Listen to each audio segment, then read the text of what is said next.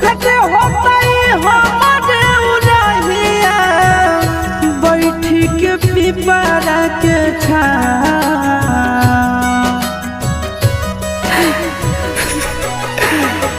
देखते होता हमारे उड़हिया बैठी के पिपरा के रुक रुक रुक अरे टरेनिया रुक रुक रुक रे टरेनिया